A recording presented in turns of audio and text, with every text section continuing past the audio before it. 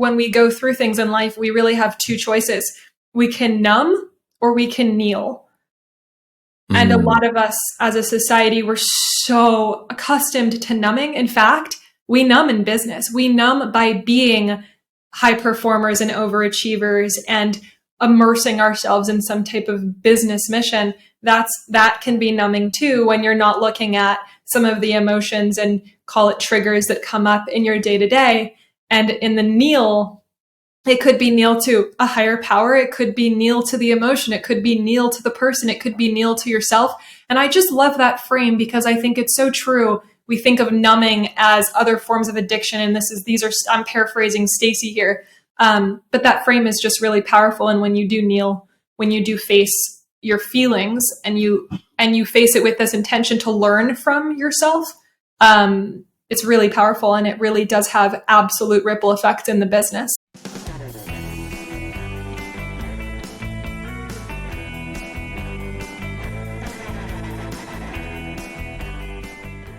Dear friends, Kurt Derdix here. If this is your first time listening, I am so glad you found us. Today, we chat with Talia Jacqueline, CEO of Visceral. Talia is a communication expert passionate about empowering individuals, teams, and organizations to reach their full potential. She's also a partner at our firm, Realworld Asset Group, and a key factor in the special culture we're taking great care to create. And in this episode, Talia and I dive deep into the transformative power of EQ, communication, and personal growth. And we explore her unique approach to helping clients become self-sufficient leaders. And so get ready to hear insightful discussion on how past experiences can impact your professional and personal success and how to overcome a lot of the things that we all deal with. Trauma, past, unsubconscious things that hold us back. We all have them. And the magic ingredient of empathy in building self-awareness and strong teams, plus my journey with coaching and personal growth. So this episode promises to be packed with valuable takeaways. Get ready to take notes and join us as we explore the power of guides, communication, and personal growth. So without further ado, on to today's show. Here's Talia. Talia, so nice to see you. It's so good to see you. This feels extra special than the times that we see each other every week. So it's good. I know. It's like we're just recording it now for the world to hear. This is going to be a really special kind of intimate conversation. My brother, Christopher Derdix, came on the show and we got into this whole trip about Fluxus, which is this art movement that happened in the late 50s, early 60s out of New York, the New School. And Yoko Ono was in the part of that whole deal. And their whole thing was messing around with subject-object orientation. And Yoko had this thing called a smile box. And you open the box and there's a mirror and you see your own smile. So then you become the object or subject, kind of a trip. And I feel like in a way, hopefully our interview will be a little bit like the smile box, because I love that. That's kind of like what you're so good at. You're like the smile box. I love that. That's the coolest analogy I think I've ever heard in the context of what we're doing here. So yeah, that's awesome. Yeah, hopefully people see themselves when they open the box of this episode. Like click play. Yeah, well, to the listeners, beware, because the universe has a sense of humor. I when I was sort of dreaming about doing a real world with Justin, one of the things that I was really kind of evangelical about was like, I want to use this business as a mechanism for self-actualization.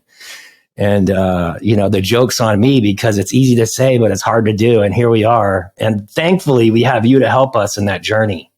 Yeah, it's a high bar. I mean, those words, self-actualization, that's a high bar. I mean, I hope to help you elevate yourselves. I don't know about self-actualization, but you never know. Yeah. Well, I mean, I think what it is for me, it's contextual. I think it's this idea that it's like that emotional chart that you busted out last week, where it was on the far end of like enlightenment was that word. What was the word that we were like, what is that word? What, when I showed you the map of consciousness? Yeah, the map of consciousness. And it was like the very highest end. Yeah, I know what you're talking about. It was illumination, I believe. I think there was another one. It was like with an E, like Enlightenment? effer, all the way. Another one higher up. Ineffable. Ineffable. Yeah, that's right. And I was like, that sounds like something I want, but I don't know quite what it is. And I guess that Right. we looked at the addiction. Let's see, ineffable and ineffable, because this is really what we're talking about. Too great to describe in words. Yeah. I think. Yeah, I think that's actually not what I was thinking, but that is an amazing. Is that not the word you were thinking? The word I was thinking was like this idea about being like unshaken, like in the context of,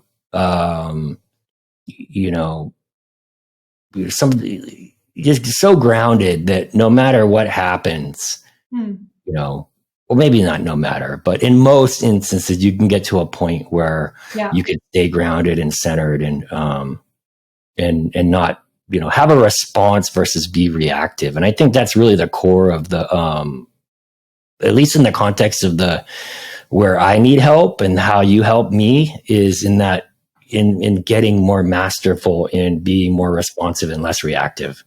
Yeah, it's really hard to do. And it's really credit to you. I know that you joked about what you wished for in Realworld, but I feel like it really takes a certain type of team and a certain type of person to embrace the work that we all have to do in ourselves versus just the work that we do together in a business. So I really take my hat off to you guys as a team for embracing that. It's hard to do.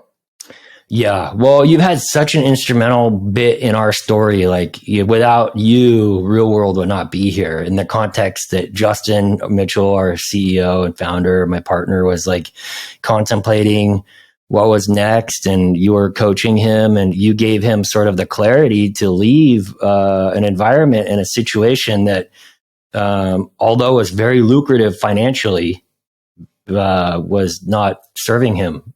And, it's one thing, having a golden handcuff is really challenging. And I think it's not a value unless it costs you something. Yeah, it's a really good point.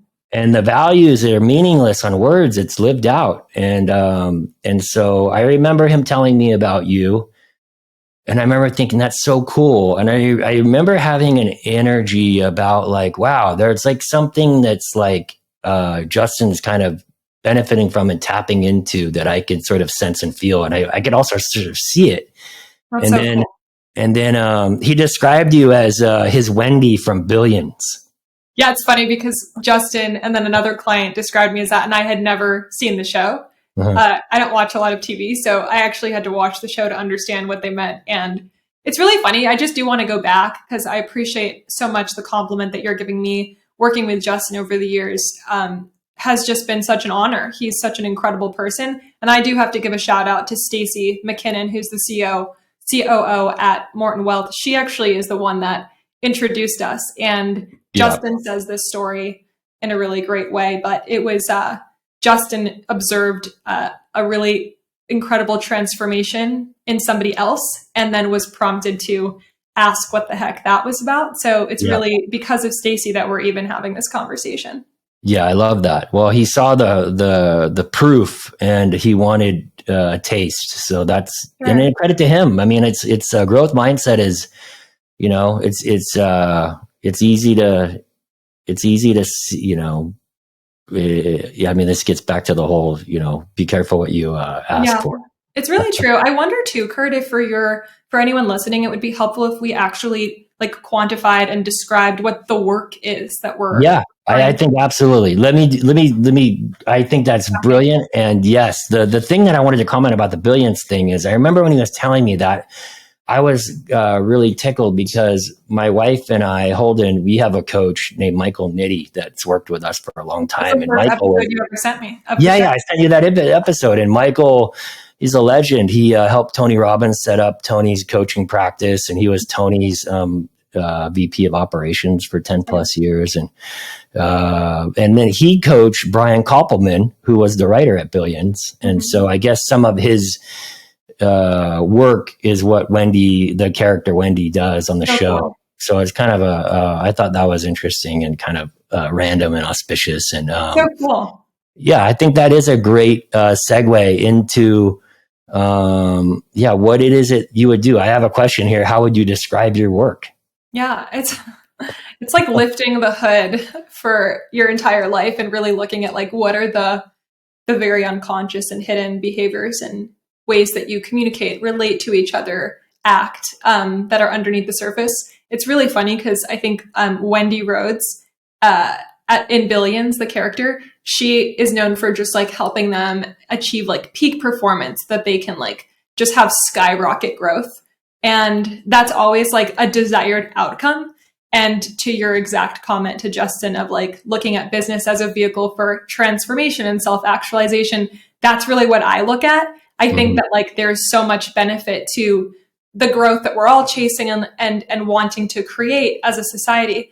But I also think that the ripples of you transforming go far beyond just in business. And so the way that I define the work that I do is that honestly, everything that we do in business is all relationships. And we all know that, but there's so much psychology behind how relationships are built, how rapport is built, how rapport is broken, and what you contribute to that based on what your own personal experiences are in life. And not all of us want to go look back at that, but it's often the work that we have to do in order to show up differently in our relationships in business. And that could be in your relationships with team members, which we talk a lot about. It could be your relationships with investors or clients or preferred partners. But you, wherever you go, there you are.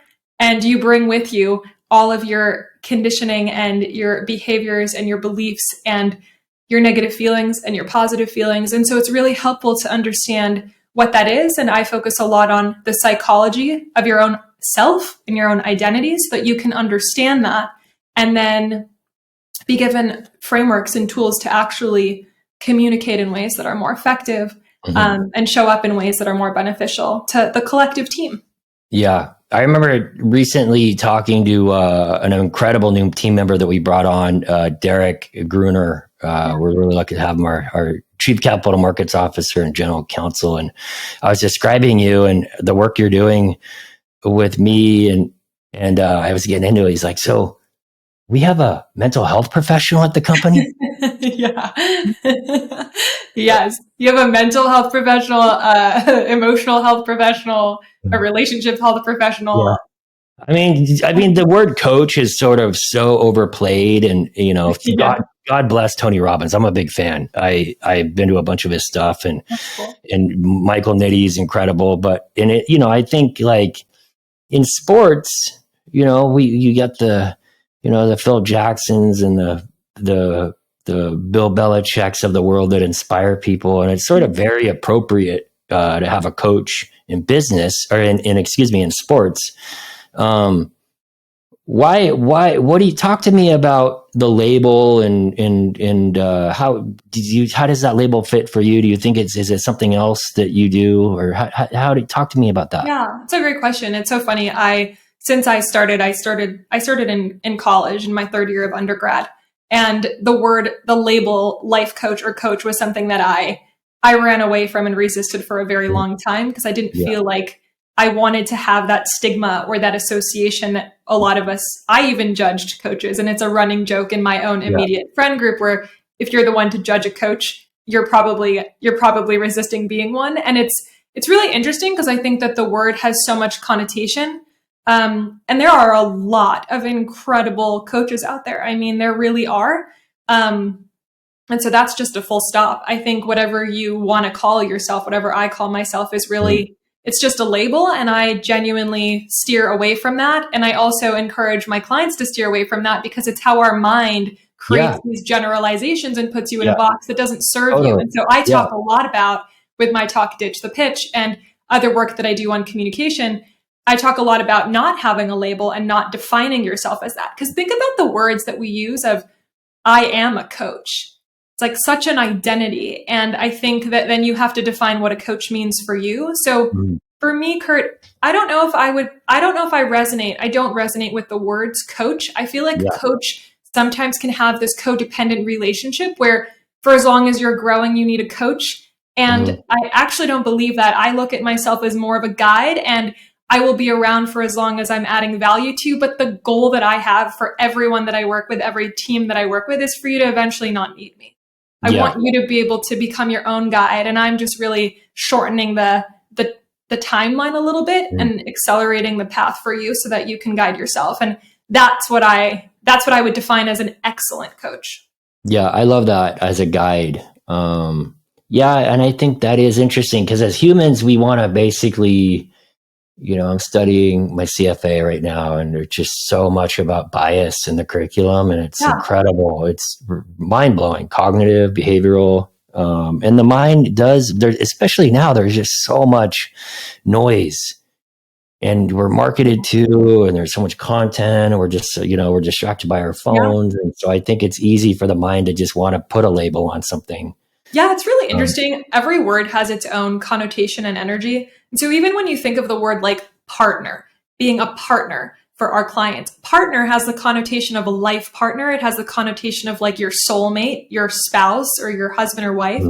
And that has the connotation of like, we have to be together forever. And so for me, I really look at it as a guide, because a guide is someone that comes into your life for a period of time, serves their purpose, and then you're on your way. And so I think that it's just really interesting to take a step back and almost psychoanalyze all of these labels that we define our own identities by, and then question whether or not it actually fits your intent, which is something that I've done since I was in my early 20s. So I love the question. Yeah, no, I appreciate that context, and I think it's funny that the where my mind went with the partner. Like the work I've done a lot of international work, a lot of work with people down under in New Zealand, and they call their friends mates. Hey, mate. Yeah, it's true. And it's kind of funny, like how it's all contextual. It's so true. And words are very powerful, and I think like. To get into it, the experience that I've been having with you is you've been walking me through these experiences. We did the one on timeline. The thing that's been incredible is you've been help me to sort of relearn some lessons I had learned before, but sort of forgot. Yeah. And then able to come back to them is with more experience and more maturity. And I feel like I'm able to, maybe it's just because I'm in a learning mode and I'm learning so much at work and studying at night, and my brain is really like plastic right now. So I feel like it's kind of a child mind. And the work we've done, it's kind of funny because honestly, I was like, oh, you know what? I was like, I've done all that stuff before. I don't really need to go there with her. Like if Justin or everybody else need to do that work, then like fine. But like, not that I was like discrediting it or anything like that. I thought it was valuable. I just was like, I don't know, for whatever reason. And then like, some things came up and I was like, well, hey, actually, maybe I could use some help. And it was amazing that you were there to kind of support me and support the team. And one of the big insights for me was that I had sort of gotten disconnected from my emotions. Yeah. And I was like not really aware of how I was feeling. And I just was sort of doing a disservice to myself and others because, whatever your belief about the origin of species is, the fact of the matter is, I think we have this emotional information that's tuned for however long we've been here. And it's really powerful. And I wasn't taking advantage of it. Yeah. And it was taking advantage of me by not letting me use the information. So you really helped me to just kind of get grounded, get centered, take a breath, and try to understand what it is that I'm feeling. What is it telling me? And like, what's an appropriate response now and maybe appropriate response later. And the results have been really remarkable in a short amount of time. So that's one of the reasons I wanted to come on and thank you and celebrate you, because I feel like, almost, I don't want to use the word evangelical, but like this idea of really kind of re-engage or re-excited about this kind of work. That's so awesome. I appreciate that so much. I'll be so honest and share that I'm always doing the work too. Like it's something that I'm human. I always have my own set of things to work through in some way. And so it's just, that's just additional context, but I really appreciate that, Kurt. It reminds me of another coach that I actually am good friends with. She used to be one of my coaches in a program called Entrepreneurs Organization. And she, her name's Stacey Gray. She's the CEO of Organize to Scale. And she has this incredible frame that I've been thinking a lot about lately that you reminded me of when you just said, a lot of this stuff was coming up and you wanted to avoid it or not look at it and basically just like not address it. And her frame is, when we go through things in life, we really have two choices. We can numb or we can kneel. And a lot of us as a society, we're so accustomed to numbing. In fact, we numb in business. We numb by being high performers and overachievers and immersing ourselves in some type of business mission. That can be numbing too, when you're not looking at some of the emotions and call it triggers that come up in your day to day. And in the kneel, it could be kneel to a higher power. It could be kneel to the emotion. It could be kneel to the person. It could be kneel to yourself.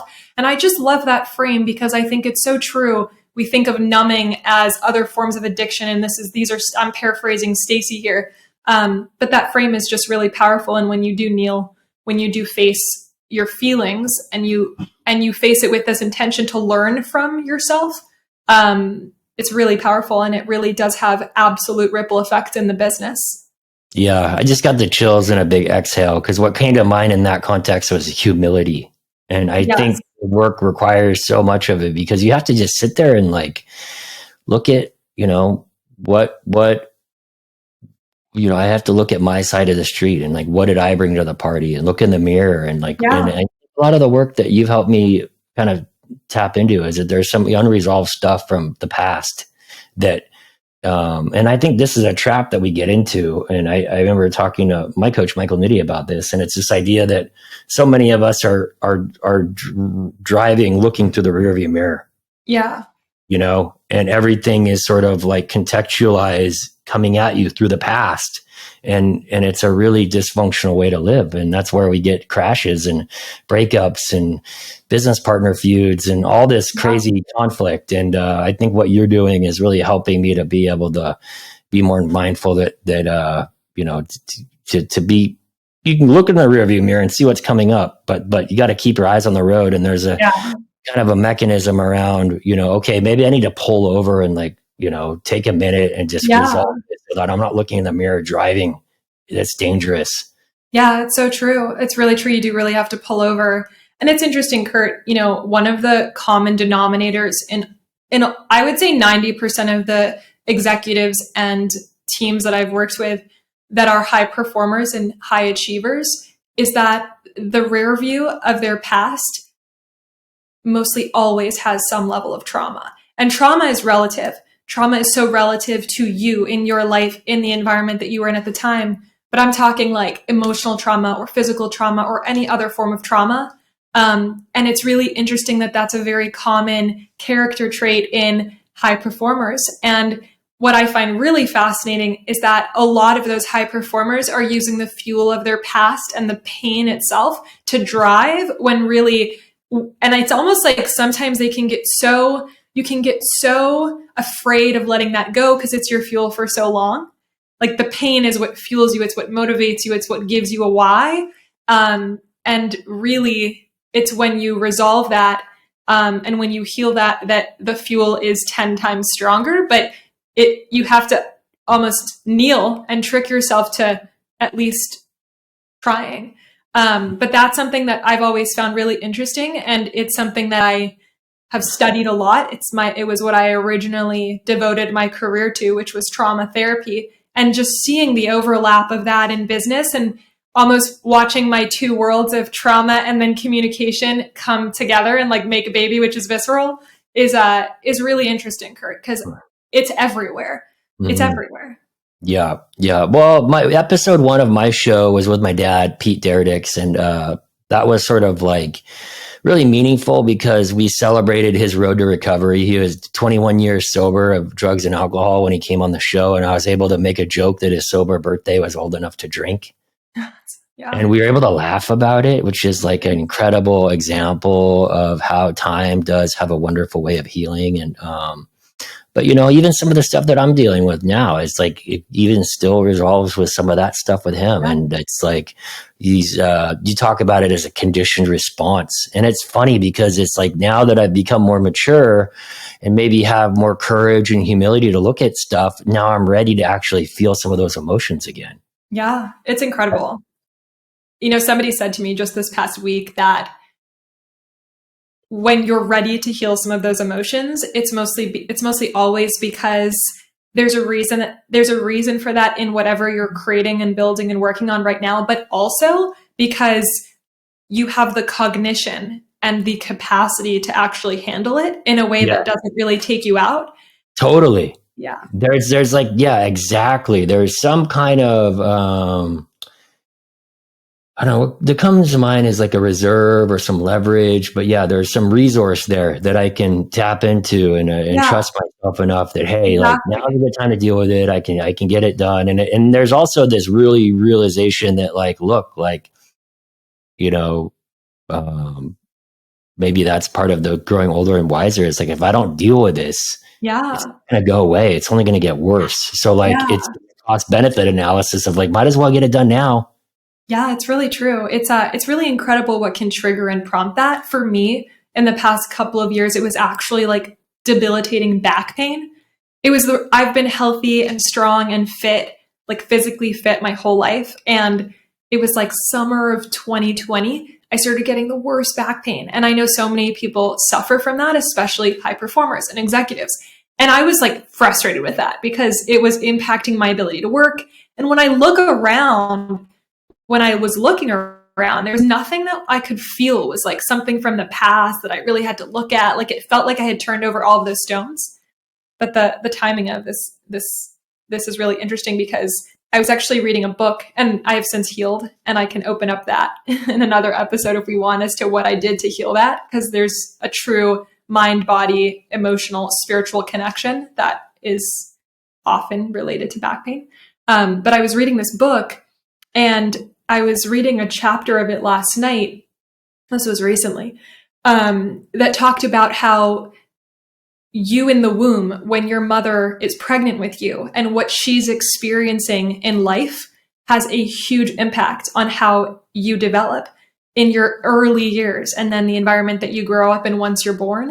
And it was so fascinating. And I actually, Kurt, an hour before our call, I gave her a call. She lives in the Caribbean, living her best life. And I asked her, I had never asked her the question. I asked her, Mom, what was going on in your life when you were pregnant with me?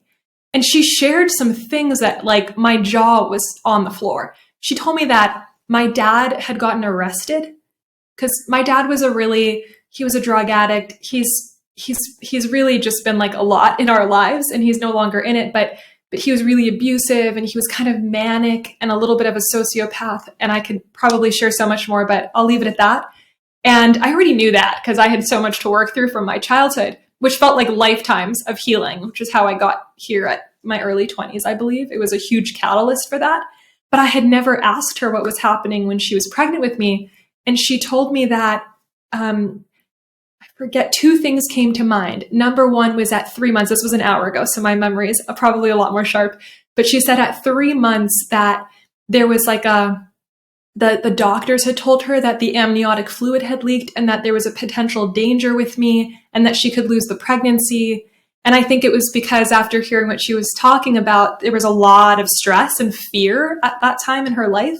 And then she told me at 6 months, my dad had actually like, he had basically planned like a heist of some kind and was caught and arrested. And that was going on at 6 months.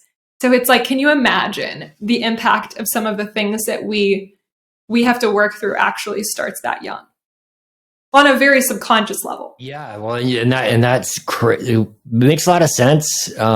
Just from like, I'm not a scientist or a doctor, but if those kind of like chemicals are getting pushed through the nervous system, that's intense.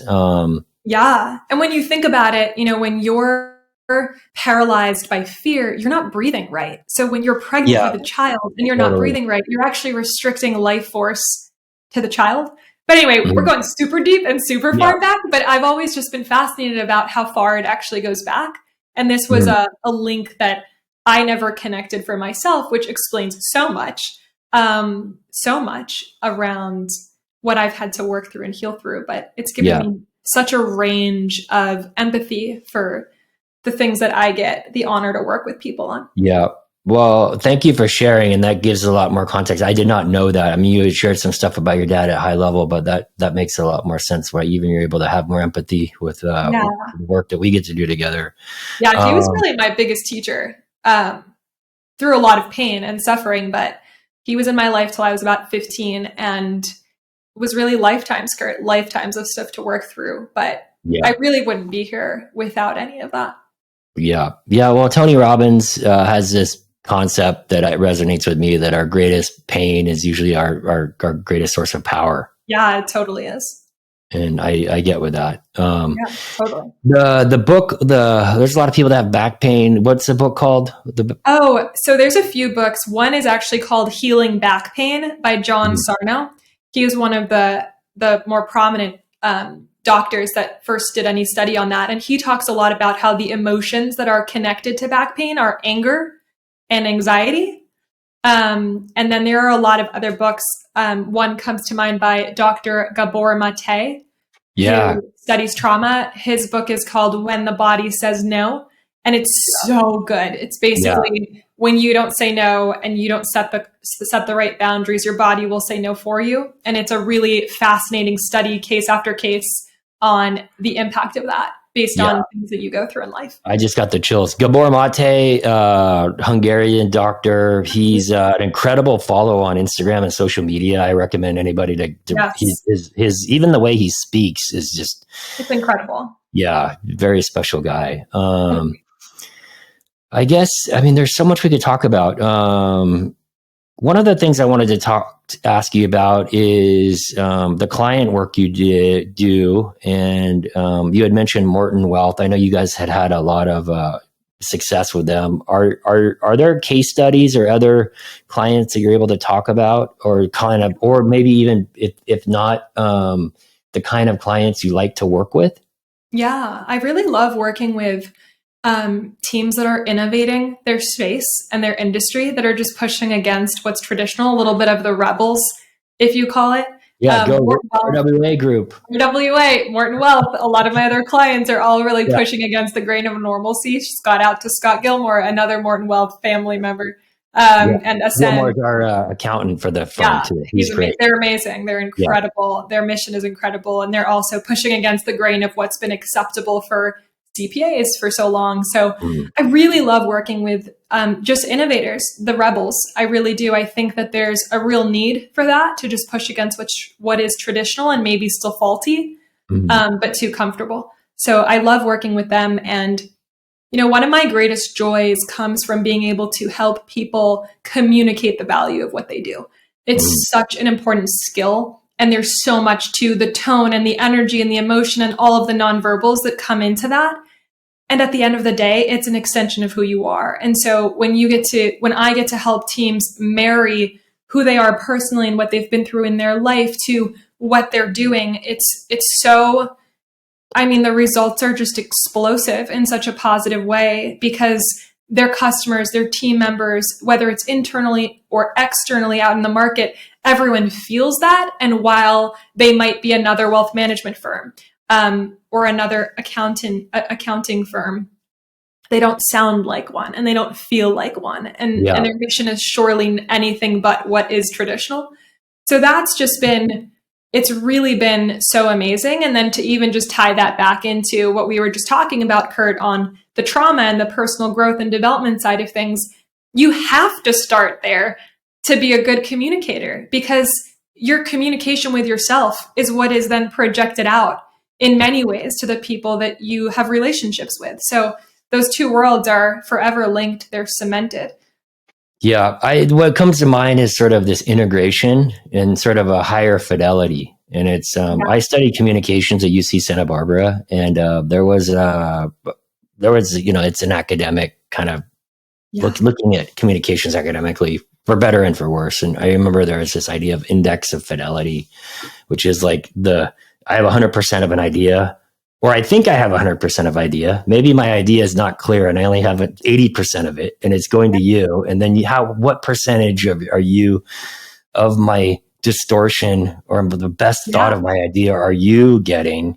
And I think what you're talking about is trying to get as clear as possible and then be able to read the room and understand your audience and meet them where they are and be able to take them on that journey in the next step. One of the things I'm really excited to work with you on in the context of our journey is with the business is the hero's journey, or it's based on the hero's journey, which is the that story brand. Yeah, the story brand. Mm-hmm. Yeah. And I think that's a great example of like the breadth of the work that you do is not only you to help people to get, whole and integrated as an individual, but then what's at stake for the business and what value are you trying to offer the market and how do you communicate that in a way that's compelling and efficient and, working with the right people. Cause there's also this idea that like the bad sale, like, where, you sell something to somebody that doesn't need it or want it. And I think what we're talking about is a lot of things, but it's this idea of like win-win or no deal, really high integrity, in all things. And, so having said that, what are some of the, examples or case studies, if you're able to share, company names, great, but if not, maybe just examples of the work that you've done, that your results you've got that you're grateful for or proud of? Yeah, I love the question. I'm going to keep them confidential because I want to respect the companies. But gosh, so much of it has been in helping companies grow, probably like between 40 to 50% in size in terms of their team. And also at least 10%, between 8 to 10% in revenue year after year. And it's really interesting because in the first like year and maybe year or two that I'll work with a team, so much of that is really rebuilding their culture and rebuilding their culture code for communication and the relationships and doing a lot of that deep work. And it's like, you really see the results from that later in a way that's so consistent. And so consistently increasing. And it really just comes down to whether the company and the team are willing to invest in that personal work that is always going to have an ROI on the business. And so that's something that I've been really proud of. For me, it's not just about helping people feel better and helping them heal their past. It's also, once you achieve that, there's this innate drive for us to want to build and create something and be recognized for value and be able to have resources like money to continue doing things that are valuable. And it's really a combination of those two. So I really look at my lens of psychology is through the lens of then being able to use that as a catalyst for something, which is a business, in my opinion. I think it's the greatest catalyst for good and helping people. So I would say just the actual percentage of revenue growth that we've been able to co-create together is so rewarding because it's a metric that's tangible. And then also just like the quality people that they have on their team, and where there are no fires to put out. Like there are very little fires to put out because there's no drama and there's no like people problems, or very, very limited, because everyone has this sense of like personal agency and ownership. And so that's just really fun to be a part of. I really feel like the answer to that question for me, Kurt, is in the quality of the relationships, and then how that obviously measurably comes out in terms of revenue and growth. So and you do work with a lot of financial services businesses, right? It's funny. It's been like that for a couple of years, and it's really expanded outside of that too. So it's not just limited to that, but it's kind of like the niche that chose me in many ways. Yeah, well, I think it probably has a lot to do with this this idea of integrity and trust are so paramount when you're dealing with money and you're a fiduciary with people, whether you're a wealth manager or a fund manager in our case. And I think that's probably why the industry chose you, because it's sort of fundamental. Well, it's very relationship driven, and any company that's relationship driven are the companies that I'll work with. It's very much, it really comes down to that qualifier. Yeah. The thing that's interesting that's I just kind of had this thought as you were thinking, and I'm kind of going through my CFA studies, and there's this idea of how do you analyze and manage risk. And there's like, there's two classes of risk in a portfolio. You have non-systemic risk, which would be like, an operator goes out of business, a business fails, or, something happens, like a regulator or something, and then you have systemic risk, which would be like a Great Depression or a '08, and with portfolio theory, you can sort of squeeze out non-systemic risk with diversification. There's some math, and you get 30 plus, there's a magic number of assets in a portfolio, and a lot of that non-systemic risk could be squeezed out. And what came to mind as you were describing this environment where people aren't really having conflict is like, that's an example of a non-systemic risk, an operator risk, where, the team isn't pulling together and it's just some bullshit. And like, how, like I'm even looking on, like you helped us, we did an offsite in December, and you helped us create an executive team agreement. And there's 8 points, and I'll read a couple of them for context. But the one is, we integrate our values across a company. Our values are integrity, trust, value add, operational excellence, quality relationships, and we also have we didn't write them all down, but by memory, the last one was value add. Yeah. So those were the values. And then we talked about our communication, the second point. Our communication comes from a neutral place, tone, energy, timing, and method. For example, what's the purpose of this conversation? What result do I want? Therefore, how do I get to communicate? And then point B under this idea of where our communication comes from is there you have this really salient, pithy idea around nothing hang between us, and we clear the space. Yes. Yeah. Nothing hangs between us. And I think that's really powerful in the context of like, I was sharing this with Derek on our team, and he's like, yeah, I've been on executive teams before where it's so toxic and the executive team can't even communicate with each other. Yeah. Like, how dysfunctional is that? Well, it's pretty dysfunctional, and it has really toxic ramifications on a team. It's like, when you think about it, the executives in a company are like the parents of a family. And so everyone looks up to that. They set the tone, they set the environment, they set whether or not it feels like you're walking on eggshells, or if you walk through a room and you feel completely comfortable.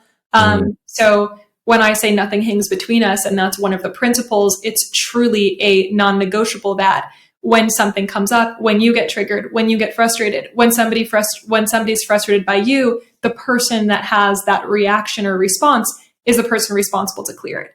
And so nothing hangs between us is actually something that I have in my relationship at home with Max. And it's something that I think is really powerful for every relationship, where when something comes up, you don't sweep it under the rug and deal with it later when it becomes so much more of a problem and it's compounded by everything else that you swept under the rug. And so as a principle, that can be an executive agreement when you truly learn how to communicate. And so that's, something that I'm really proud of, and I'm really passionate about teaching teams, because it's so much more than tactics and tools and trends. And, it's not that. It's so much deeper than that. And I feel like communication gets such a bad rep because I don't know if people understand what communication really is. Yeah. So that's something that when you do understand it, nothing does hang between you because you don't choose for that to happen. Yeah. Yeah, I think in this context, some of the other ones are amazing. We make decisions that have positive long-term ROI. 4, we maintain balance between financial and cultural impact. 5, we commit to being fully present for discussions and remove all distractions, Outlook, Zoom, etc. And I'll go on and go so forth. The person that owns the lane owns the communication. So this is a great example. And what comes to mind is, as a musician, these guitars behind me is like, it's almost kind of a tuning mechanism. It's like, okay, what's middle C?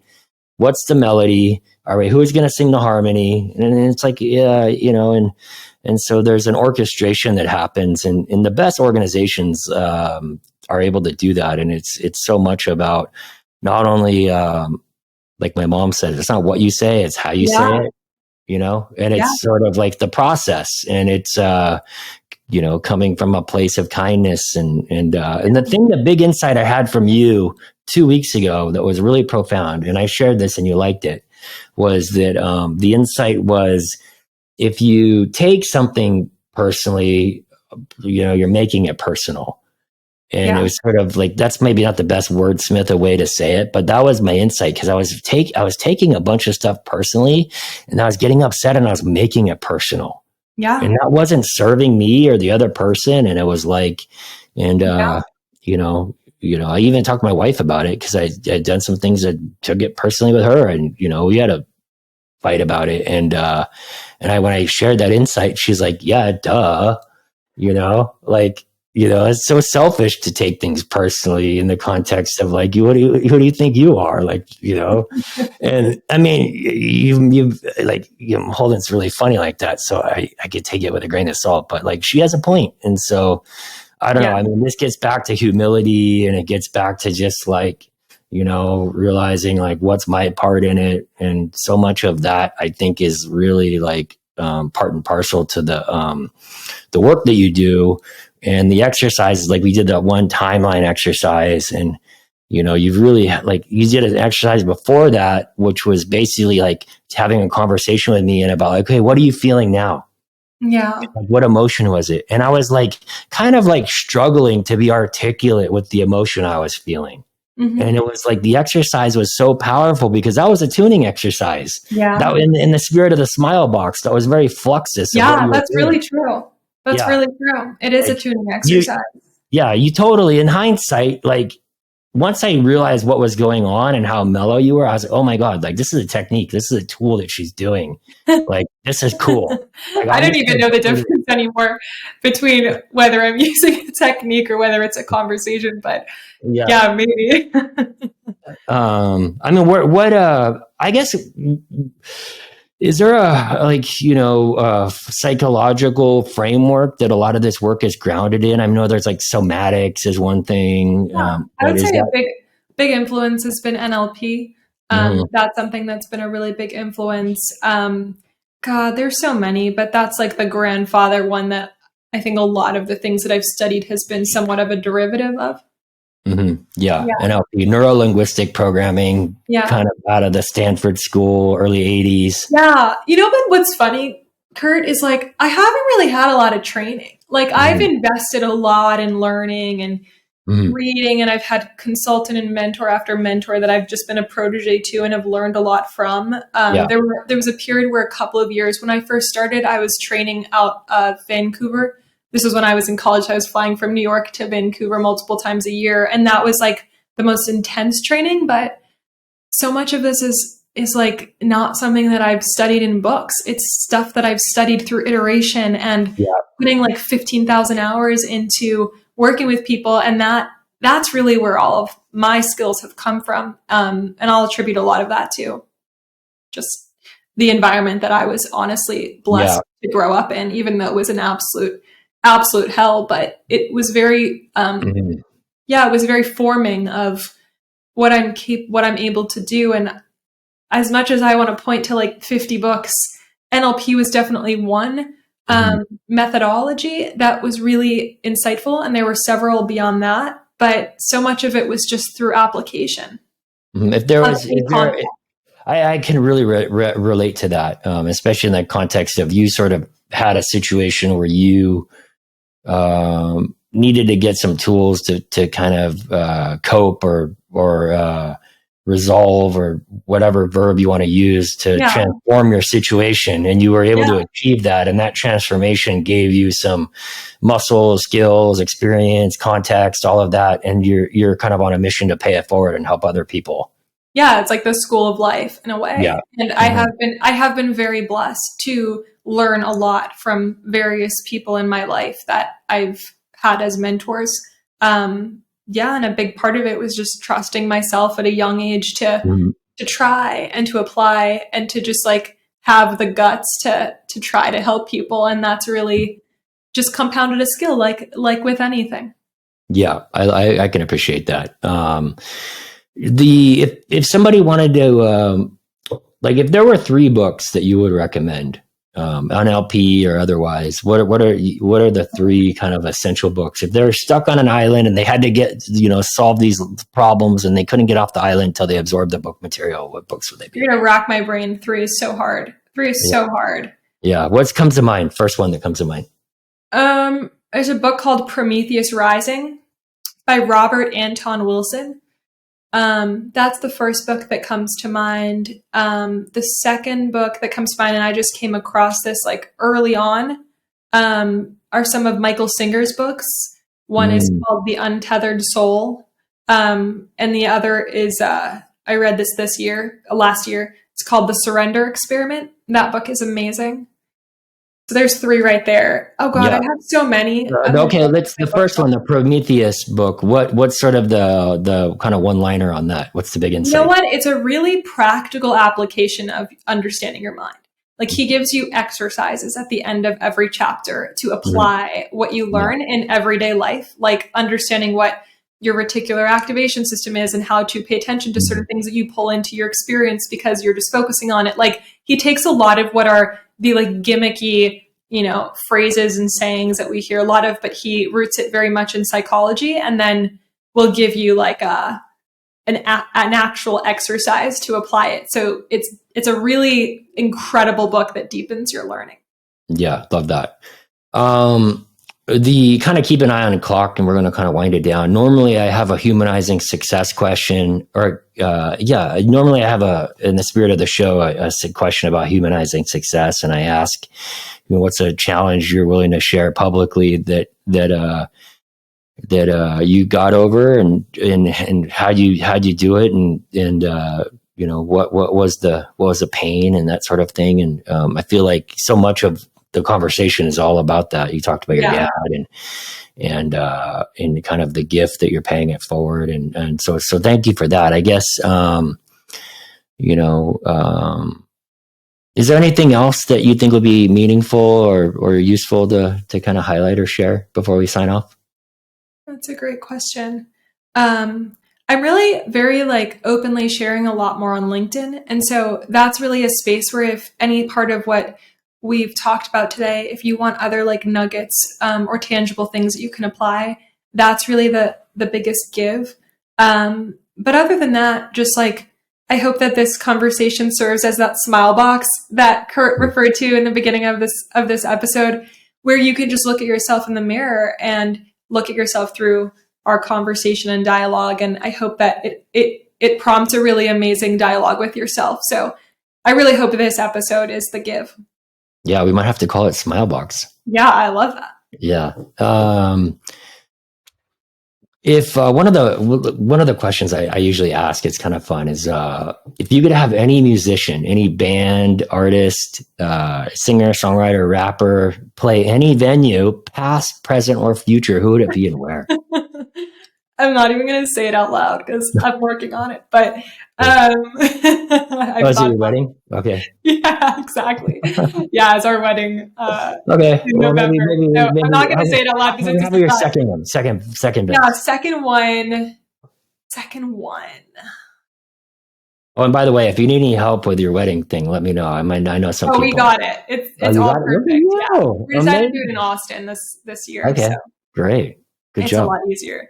Yeah. You know what? I'm just going to have to say that it's probably a member of the Red Hot Chili Peppers band, just because Max is a diehard fan, and I would want to watch them play for us and almost serenade him, because to see the look on his face would actually be everything. So where in the backyard or somewhere random in our home. Yeah. Amazing. I love the Chili Peppers. Yeah. They're so good. They're awesome. They're epic. Well, now I'm so curious who's playing at your wedding. But anyways, I guess you'll find out if it actually happens.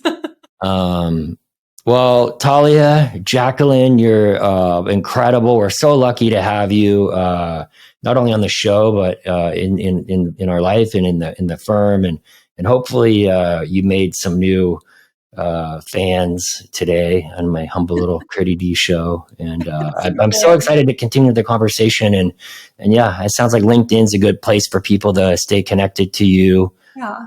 So please do reach out to Talia. And her website, taliajacqueline.com, just as it's spelled Talia, Jacqueline,